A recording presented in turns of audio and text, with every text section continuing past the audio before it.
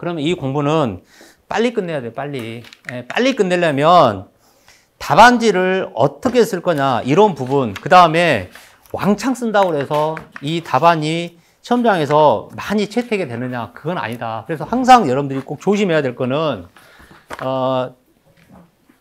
기술사 답안지는 필요한 거 이상 쓸 필요가 없다, 이 뜻이에요.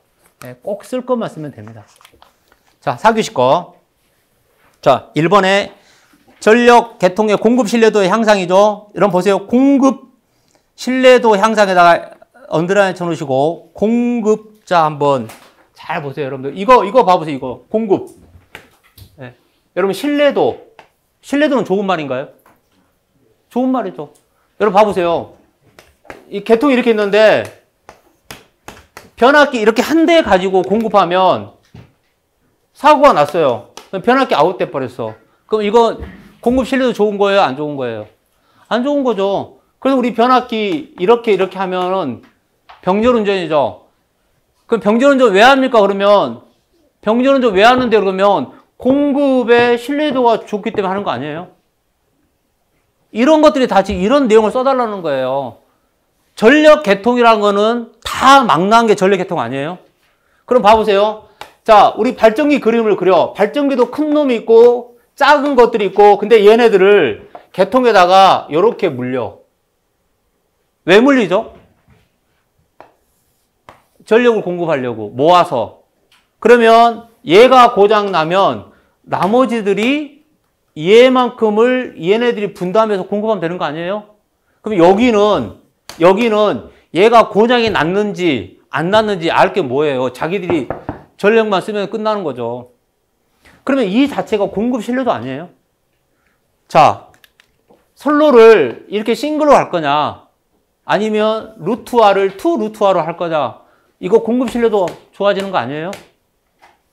이런 내용들을 지금 다 써달라는 거예요.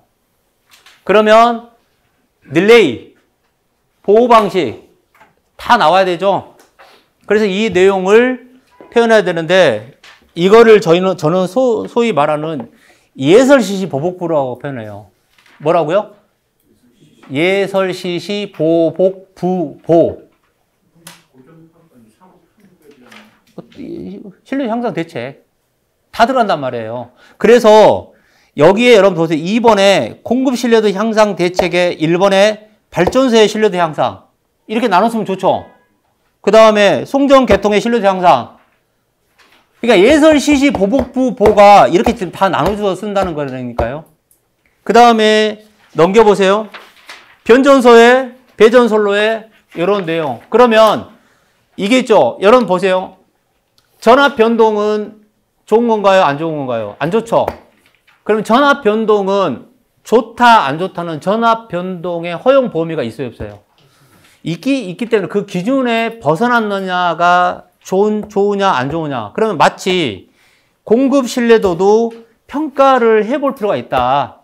그러면 여러분들이 4번까지 그 40페이지에 4번까지 썼다라고 해도 결국은 이제 어느 게 더 들어가야 되냐면 공급 신뢰도 평가의 척도, 평가 지수 이런 내용도 더 녹여 넣으면 좋겠죠. 그러면 LOLP나 EP나 FND가 더 추가로 이 내용을 넣으면 좋아요, 안 좋아요? 좋죠. 예. 우리 배전선로도 뭐가 있어요? 배전선로도 평가 지수가 있잖아요. 여러분 앞으로 이제 배전선로 같은 경우에도 여러분 사이디 들어보셨죠? 사이디 들어보셨어요? 그 다음에 카이디 들어보셨죠? 이거 시험에 나왔잖아요. 그러니까 여러분 지금 이런 문제가 이렇게 나오면 앞으로 사이디, 카이디 이런 문제도 사이피, 예, 이런 내용들도 조금 다뤄야 되는 문제인데 이게 어디에 나오냐면 우리가 신배전에서 했던 부분이에요, 사실. 예, 이런 내용들도. 그러니까 이거를 지금 물어본 건 아니지만 이 1번 문제는 이 전력의 개통이라는 거는 이 발전소부터 시작해서 여러분들이 얘네들을 이렇게 다 나눠서 지금 해석하는 거 아니에요? 여기 부하까지, 그죠? 이렇게 해서 발전 개통, 그 다음에 변전 개통, 송전 개통, 그 다음에 이거를 전체적으로 하는 보호 방식, 이렇게 해서 여러분들이 구분해서 정리할 수도 있고, 아니면 나는 그냥 얘를 쭉 그냥 풀어서 흐트러서 쓰고 싶다. 그러면 예를 들어서 40페이지에 배전 계통에서 ABC 배전을 채용하면, 요즘 뭐 잘 쓰지는 않지만 ABC 배전을 채용하면 뭐에 대한 걸로 이 개념을 잡을 거냐, 이런 문제가 다 이제 그런 것들이잖아요. 예, 그래서 많은 거를 내가 얘를 30분, 40분 동안 쓰는 거가 물론 중요하지만 얘네들을 이렇게 탁탁탁 쳐내는 것도 굉장히 중요하죠. 쳐내는 것도. 그래서 여러분들 그 35페이지에, 그 40페이지에 보시면은 스폰 네트워크나 이런 것들도 배전 계통으로 볼 때는 신뢰도 향상 대책이다. 이번에 여러분들 그 유류 방수 또 뭐가 있죠? 방해 환스 중에서 어떤 걸 물어봤죠? 방해 환스가 나왔나요? 방해 환스가 나왔는데 그 어떤 분은 내가 미쳤나 봐 이렇게 하신 분도 있어요. 예, 방해 환스를 써야 되는데 유류 방수를 쓴 거예요. 근데 시험장에 가서 한번 여러분들이 이렇게 오른쪽으로 딱 꽂히잖아요. 그러면 좌측의 생각을 못 해요. 언제 생각하냐면 답안지 낼 때나 집에 와서 저녁 먹고 시험 문제 이렇게 본인 거 낙서된 거 딱 볼 때 이제 그때 생각나죠. 그때 생각나면 이미 이제 늦었죠. 예, 답안지 다 던져놨고. 예, 그럼 깨끗하게 그냥 이렇게 내가 좋은 경험했다 이렇게 해야 되는데 이제 누구한테 화내죠? 와이프한테 막 그냥 또 화내잖아요. 예, 도시락을 막 그렇게 싸줘가지고 밥도 제대로 못 먹고 차가웠고 뭐 이렇게 화풀이 하는데, 이 공부는 여러분들이 좋아서 하는 공부이기 때문에 집에 계신 분들께 전혀 그 짜증을 낼 필요가 없어요. 모든 거는 다 본인의 책임하에 쓰는 겁니다. 그래서 이 기숙사 시험이 왜 재밌는 시험이냐면 객관식처럼 이렇게 찍는 시험이 아니고 본인이 직접 다 써야 되기 때문에 본인의 책임이죠.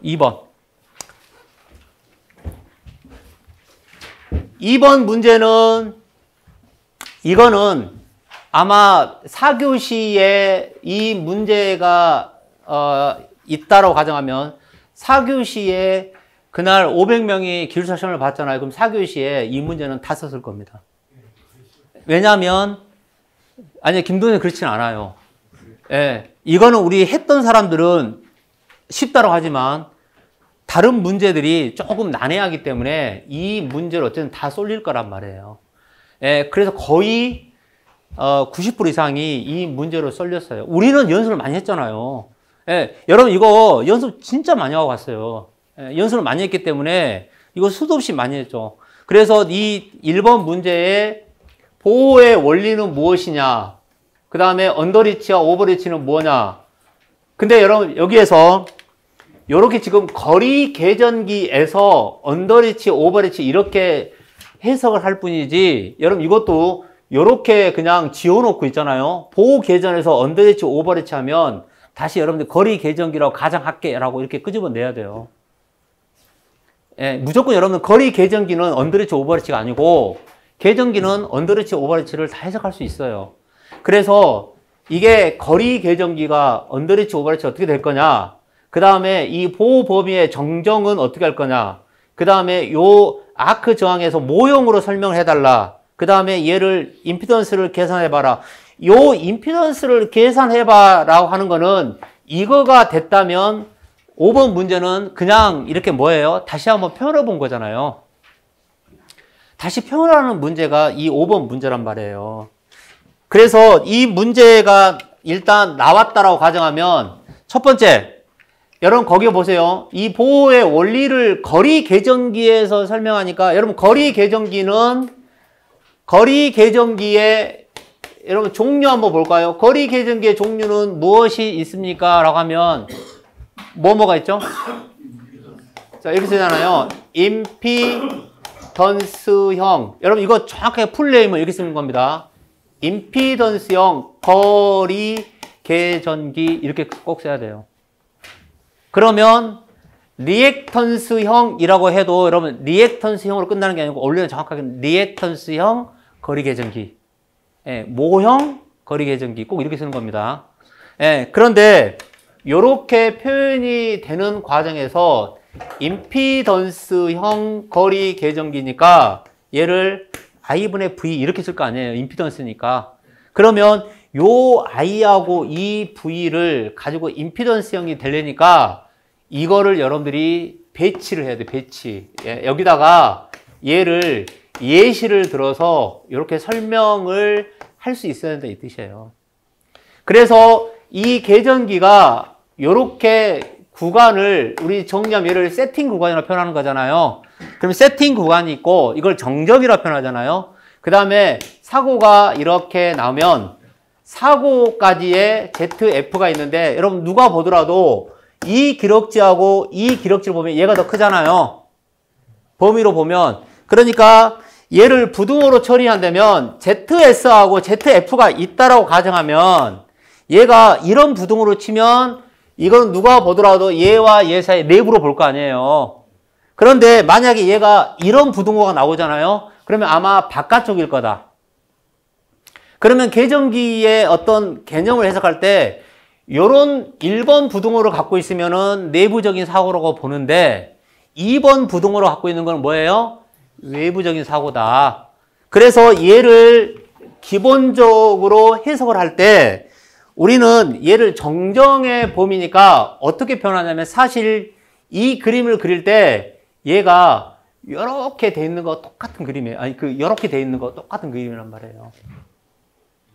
그래서 이거를 우리는 이렇게 열십자로 그려놓고 여기에 점을 마치 이 점으로 보는 거예요. 여기에 계전기 위치점으로.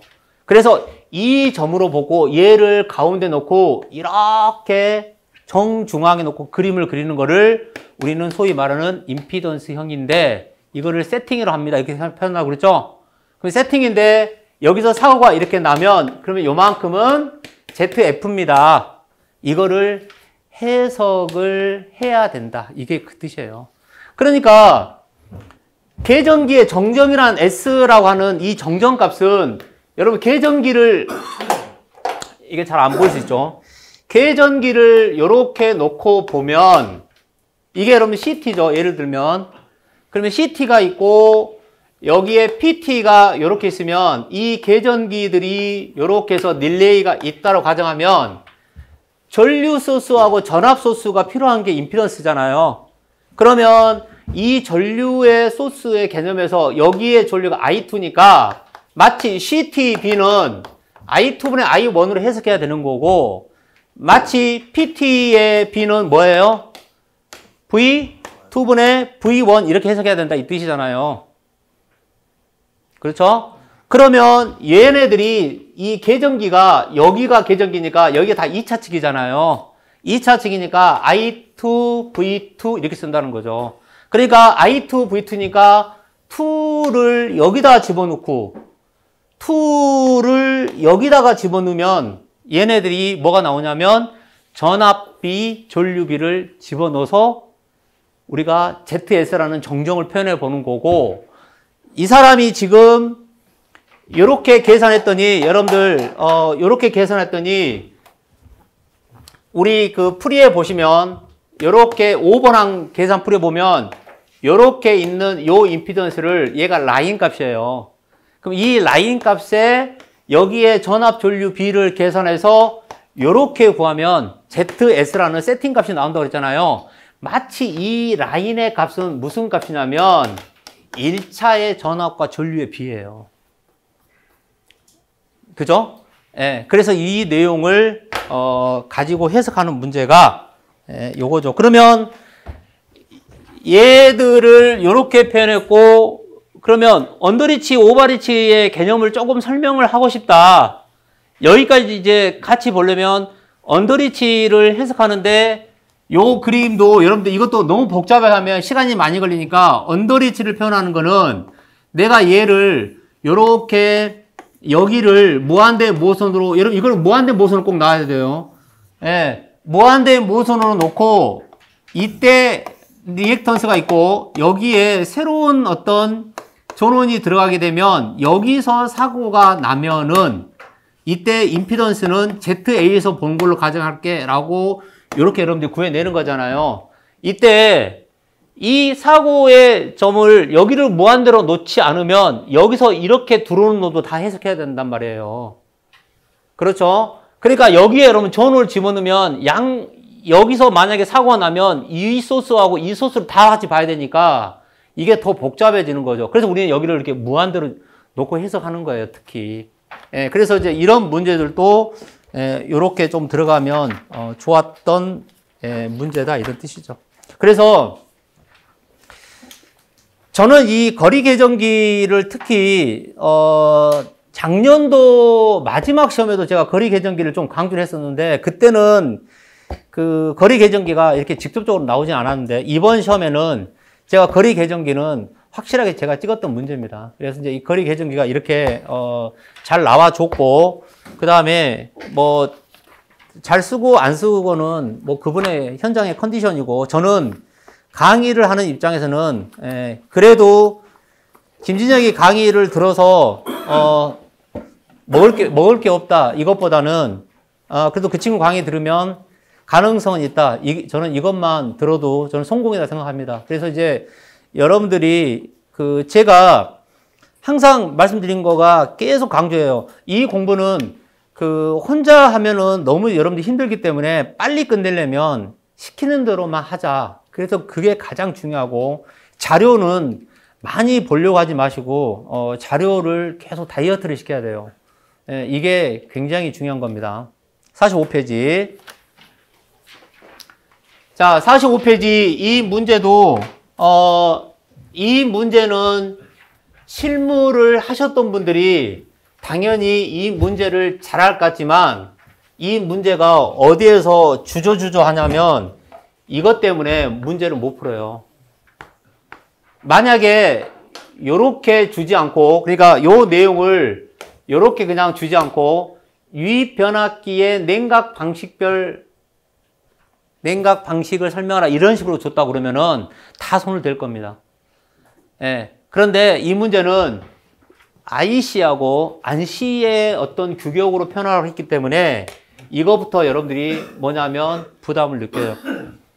제가 거짓말 하지 않고요. 진짜입니다. 여러분 거짓말 하나 안 하고 제가 이 표 있잖아요. 이 표는 우리 모델링 책에 있거든요. 우리 연구반에 쓰는 모델링 책. 제가 이 표를 할 때 어떻게까지 읽어드리냐면 이렇게 읽어요. 유입 변압기를 한번 찾아보세요. 여러분 유입이란 말 나오죠? 유입식. 그럼 유입식이 있는데 거기 여러분들 표에 보시면 이렇게 나옵니다. 안C라고 있나요? 거기 안C 칸이 있죠? 그 다음에 IEC라는 칸이 있는데 이거를 요렇게까지 제가 해석하는 의미를 다 한번 읽어봐요. 다 읽어줘요. 그 다음에 또 옆에가 이제 더 중요하죠. 여러분 옆에 보시면 네모 박스의 위에 보면 여기에 제목이 이렇게 나옵니다. 권선 철심 냉각 매체. 보이세요? 권선에 철심의 냉각 매체란 부분이 있고 옆에 칸으로 옮깁니다. 옆에 칸으로 옮기면 거기는 뭐라고 써놨죠? 방열 이렇게 써놨죠? 그럼 얘가 밑에 여러분 그림을 조금 이렇게 연상해서 생각해 보면 유입 변압기입니까? 아니면 일반 몰드 변압기입니까? 당연히 지금 우리 유입 변압기 쪽이죠. 그러면 유입 변압기니까 유입 변압기를 이렇게 이미지로 그리면 이 안에 이렇게 철심이 있을 거다 가정할 수 있잖아요. 그럼 철심이 있는데 이 철심 안에 오일이 들어있나요? 네, 오일이 들어있고 여기에 이렇게 해서 방열기가 이렇게 라디에이터가 붙는다는 거잖아요. 그러면 여기에 부싱이 이렇게 있고 얘를 우리가 일종의 단권이라고 가정한다면 이렇게 이제 이런 그림을 그릴 수 있잖아요. 그럼 변압기가 일을 하면 여기 온도가 올라갈 텐데 얘를 여기에서 팬이 강제적으로 이 냉각을 시킬 거냐 말 거냐 이거에 따라서 이걸 다 해석해 보라는 거잖아요.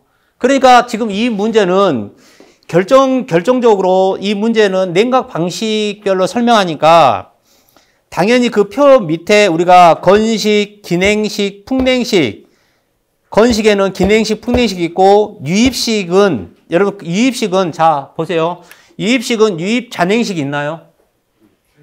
그 다음에 유입 풍냉식이 있죠. 그 다음에 넘겨보세요. 유입, 순행, 송유, 송유, 풍냉, 잔행 이게 유자가 들어가는 것들을 가급적이면 다 설명해야 되는데 그 표의 밑에 거를 설명하는 뜻이에요. 그러면 자 여러분 예를 들어서 이런 용어들도 조금 나와야 된다는 거죠. 왜냐하면 이 사람이 이렇게 IC하고 안시로 물어봤으니까 만약에 1번에 여러분 1번을 보시면 유입 잔행식인데 유입 잔행식은 안시로 표현하면 어떻게 표현한다는 뜻이에요? 안시로 쓰면 그렇죠. OA로 쓸 수 있나요? OA. 예. 그러면 IC로 쓴다면은 ONAN인가요? 그러면 자 보세요. 여기에서 아까 우리 이렇게 쓴 것처럼 여기에 ONAN 이렇게 쓸 거 아니에요. 그러면 ON은 이 앞에 있는 ON은 어떻게 해석하라는 뜻이에요? 철심하고 건선 쪽은 어떤 의미예요? 자연 냉각의 개념을 쓴다는 거잖아요. 뉴트럴이니까. 그 다음에 여기에 있는 AN은요. 자연인데 얘는 공기자연의 개념이잖아요. 예, 이런 용어들을 다 설명하라는 거죠. 그래서 이런 내용들을 이렇게 설명하니까 3번이 쉽지 않단 말이에요. 그래서 이 문제가 이렇게 나와버렸어요. 예. 그래서 제가 이것도 수도 없이 많이 읽었어요. 이렇게 꼭 해석할 수 있어야 된다라고 제가 수도 없이 많이 읽었어요. 여러분 마치 이거 똑같아요. 우리 이번에 이 문제는 안 나왔는데 여러분 CP20 우리가 CT를 공부할 때 CP20 이렇게 쓰잖아요. CP20 쓰고 가로 열고 C에 2배 이렇게 써놓죠. 그럼 여기서 어떤 게 안시 부분이고 어떤 게 IC 표현입니까? 이렇게 나오잖아요. 이제 이런 용어들도 많이 다루죠. 예. 그러면 5월달 시험은 여러분들 이제 이 변압기 공부에서 변압기도 중요하죠. 변압기는 뭐 이렇게 나왔다고 해서 변압기 문제가 없는 게 없죠. 엄청나게 많죠. 그래서 그럼 변압기 문제에서 정기적 보호, 기계적 보호는 정기적 보호 방식, 기계적 보호 방식은 변압기의 완전한 고전적인 문제예요. 아시겠죠? 네, 이런 문제 꼭 다 챙겨야 됩니다. 그리고 4번 문제는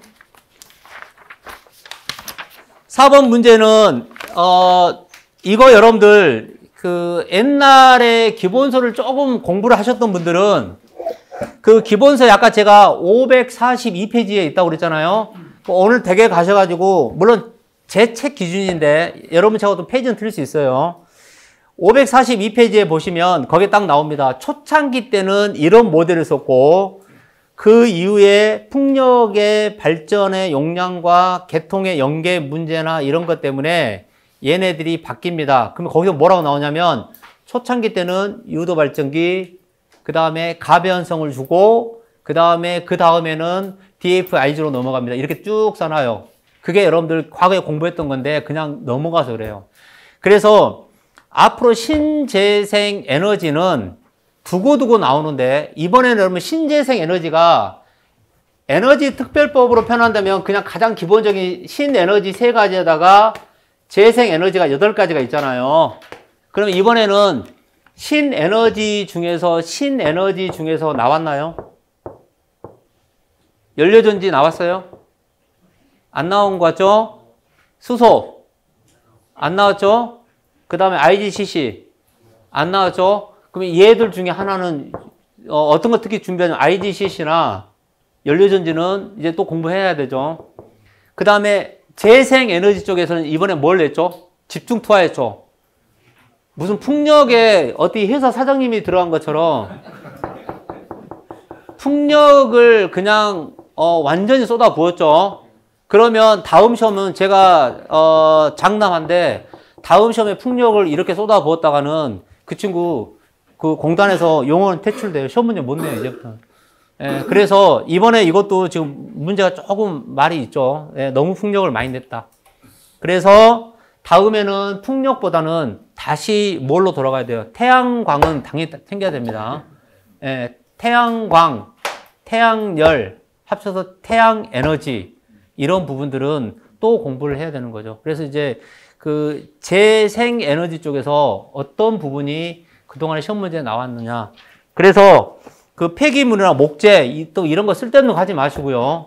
예, 재생에너지도 시험 문제에 나올 만한 좀 똘똘한 놈 좀 준비하세요. 그래서 46페이지에 나와 있는 우리 WPSG 그러니까 윈드 파워 이 제너레이터 쪽은 결국은 이 1세대, 2세대, 3세대, 4세대 이렇게 주어져 있는데 여러분 이게 표현이 약간 좀 다를 수는 있어요. 그런데 이 사람이 타입 1, 2, 3, 4로 분류하라고 그랬으니까 일단 2번에 그 타입의 1, 2, 3, 4에 이런 용어는 쓸 수 있어야 돼요.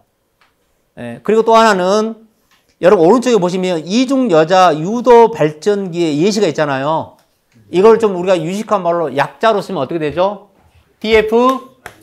DFIG예요. 여러분 D페이지 가면 나와요. 근데 DFIG를 아무리 여러분 설명을 잘해도 이건 공학시험이기 때문에 DFIG의 이런 기본 모델링을 해야 돼요. 예. 그래서 이런 그림들은 뭐 당연히 자료에도 많이 있지만 우리 모델링 북에도 이 그림은 뒤에 한 130페이지 정도 가면 있어요. 그러니까 그런 문제를 참고하시고 그 다음에 여러분 3번 항에 이 문제를 할 때 저는 혹시 이런 문제가 나올 때 이런 거기 보시면 연계가 반드시 돼야 됩니다. 연계가 안 돼도 됩니다. 그 다음에 여자기가 반드시 있어야 됩니다. 여자기가 없어도 됩니다. 이런 용어도 있죠. 그걸 여러분 보실 때 혹시 이 수식을 제가 써드리면 금방 여러분들 눈치챌 거예요. P는 이렇게 쓰면 자 XD라고 쓸게요. EV 사인 델타 이렇게 플러스 2분의 V의 제곱 가로 열고 XD XQ 네? 맞아요. 예, 유도 발전기 이제 좀 제가 설명 좀 하려고 그래요. 예, XD 마이너스 XQ 그죠? 예, 사인 2델타 이런 뜻이에요. 예. 그러면 우리 소위 말하는 여러분 개통을 이렇게 놓고 봤을 때 요놈도 발전기가 있고 여기 단자가 있고 그 다음에 여기에 또 개통이 있는데 이렇게 해서 WPSG가 있는데 여기에 있는 놈들은 단자 V가 될 거 아니에요. 왜냐하면 얘는 기전력이니까 다 그죠? 그러면 보세요. 요 발전기는 여기에 단자가 걸리는 거잖아요. 그럼 단자에 걸렸어. 그러면 이 발전기에 익사이터가 있는 거는 동기 발전기죠. 그죠? 근데 익사이터가 없다. 그러니까 AVR 기반으로 하는 익사이터가 없다. 그러면 얘는 유도 발전기 아니에요? 그러면 유도 발전기는 이 계통에 전압이 걸려있는 상태에서 링크가 돼 있어야지만 얘가 동기속도 이상으로 돌아서 계통의 출력을 내죠. 그러면 보세요. 여기에 첫 번째 항이 제로가 된다는 거는 이게 없으면 유도 발전기죠. 이게 있으면 동기라고 해석할 수 있잖아요. 그러면 유도 발전기는 이 첫 번째 항이 사실 제로가 될 수 있어요. 얘가 없기 때문에. 그런데 두 번째 항은 있다 없다? 있다. 얘 출력이 나온단 말이에요. 그래서 우리가 유도 발전기하고 동기 발전기의 개념에서 왜 계통에 여기에 에너지가 있어야지만 얘가 발전이 성립한다는 걸 왜 계속 강조하냐면 요거의 항을 여러분 좀 이해를 하면 좋아요. 이해되시죠? 예. 우리가 그래서 이거를 돌굵기의 이 반정에서 투 리액션으로 해석하는 문제가 또 하나 있잖아요. 예. 이제 이렇게 응용해서 요 공식을 써먹으면 좋아요. 그래서 이제 이런 내용들이 나왔는데, 제가 기껏 다 이제 이렇게 문제가 앞으로 시험장 가서 해라라고 해서 다 하시고 나서 앞에 거는 다 못 쓰고 억울하니까 저한테 뭐라 하냐면 왜 이 문제는 안 찍어줬냐고 이렇게 이야기를 해요. 이 문제. 제가 무슨 신이니까. 예. 그 다음에 예를 들어서 뭐 아닌 말로 제가 어떻게 하다가 100% 찍으면 잡혀 들어갈 거 아니에요. 요즘 잘못하면. 예. 조심해야 한단 말이에요. 자, 그 다음에 48페이지에 5번의 열전 현상이죠. 열전 현상은 우리 교재에서 이미 다 했던 거고, 이거는 제가 뭐 특별하게 설명을 안 드려도 될 겁니다. 그리고 여러분들이 시백이나 펠티어를 해석하려면 우리가 소위 말하는 이제 기본서에서 우리 그 송기룡 교수님이 쓴 그 책의 이 제백과 펠티어가 요렇게 가장 잘 해석하는 게 이게 최고예요. 예. 그 다음에 여러분들 꼭 이런 게 있는데, 차별화는 어떤 게 차별화냐면 잘 쓰는 게 차별화고, 여러분 이런 표현을, 이 수식을 표현할 때도 뭐냐면 희한한 여러분들 기호를 쓰잖아요. 그러면 채점하는 사람들이 자기 답안지하고 좀 틀리면 약간 이걸 다르게 봅니다. 예. 그 다음에 채점의 모범 답안은 가장 일반적인 공식적인 책으로 합니다. 아시죠? 예. 그래서 그냥 여러분들 이거 막 쓰는 게 아니에요. 예를 들어서 여러분 여기 보세요. V에 알파 델타 T인데 여기를 여러분 K의 델타 T 이렇게 쓰냐 예를 들어. 그러면 K가 뭐냐라고 다시 이렇게 또 본단 말이에요. 그러니까 이 교재대로 이렇게 하는 게 좋아요. 그래서 항상 이렇게 쓰는 게 잘 쓰는 거고, 여러분 C백은 이거 사람 이름인 건가요? 아니면 무슨 다시 돌아온다는 뭐 뜻이 뭐예요? 컴백이에요? 예. 여러분 이거 나중에 검색해 보시면 이거 독일 사람 이름이에요. 예. 그 다음에 49페이지에 보시면 열전기, 그래서 이 열 발전기의 정의하고 이걸 표현하라고 했는데, 이것도 우리 여러분 과거에 공부하셨던 기본서에 다 나와요. 그래서 제가 이제 그 과거에 기본서를 강의할 때도 이런 부분들을 굉장히 많이 강조하는데, 여러분 이게 챕터 앞쪽에 있어요? 뒤에 있어요? 뒤에 있잖아요. 그래서 사람들이 그 챕터 1, 2, 3, 4까지는 열심히 하는데 뒤에는 어떻게 하냐면 지쳐가지고 그냥 대충 봐버렸죠. 네, 그래서 이런 문제를 냈던 부분이고요. 그 다음에 열, 전기, 발전기 구조는 이렇게 돼 있다. 이건 여러분 참고로 이렇게 보시면 되겠습니다. 그리고 6번의 문제가 요즘에 여러분들 분산 전원 그 문제가 이제 나오는데, 우리 그 다음에 이제 2월 달에 개강할 때 제가 교재를 이번 2월 8일 날 시험 볼 때까지 쓰는 교재가 있고, 이제 다시 5월 시험을 대비해서 교재 작업을 조금 했는데요. 그때 이 분산 전원을 다시 설명을 할 겁니다. 예, 그 앞부분에 있기 때문에. 그리고 여러분들 이제 이 분산 전원을 학습하실 때 앞으로 조금 많이 보셔야 될 게, 특히 우리 70kV급 여러분들 이거 학습하는 것도 좀 많이 보셔야 되고, 70kV. 그 다음에 어떤 것도 좀 학습을 해 놓으셔야 되냐면, 여러분 LVDC가 있고 MVDC가 있고 그 다음에 HVDC가 있잖아요. 예, DC가 있는데, 왜 여러분들 지금 요즘에 이 DC가 우리가 직류 배전이라는 것도 나와요, 안 나와요? 우리 여러분 저번에 직류 배전이 무엇인가 이거 시험문제 낸 적 있죠? 직류 배전. 그러니까 우리가 어차피 풍력이나 태양광이나 다 뭐냐면 결국은 태양광은 직류를 만들어서 굳이 걔를 교류로 변환해서 다시 또 다운해 가지고 또 들어가는 게 이 태양광 발전의 최종 목적지였잖아요. 근데 어떻게 하냐면 앞으로 얘를 직류로 받아서 직류로 공급하는 그 시대로 지금 가겠다는 거잖아요. 예. 그래서 누구의 시대에서 누구의 시대로 가요? 에디슨의 시대에서 테슬라로 가는 거예요? 테슬라에서 에디슨의 시대로 가는 거예요? 테슬라에서 에디슨으로 가는 거죠. 좋아요. 그래서 그런 내용을 앞으로 이제 잘 감안해서 이 분산 전원은 한전에서도 9차, 10차, 11차 전력 수급 계획을 할 때 이런 내용들은 매번 그 계획에 다 올라가는 내용입니다. 예, 그리고 또 하나는 여기에 여러분들 우리 예시가 51페이지에 그 최소 부하시 배전솔레 전압 분포가 나와 있잖아요.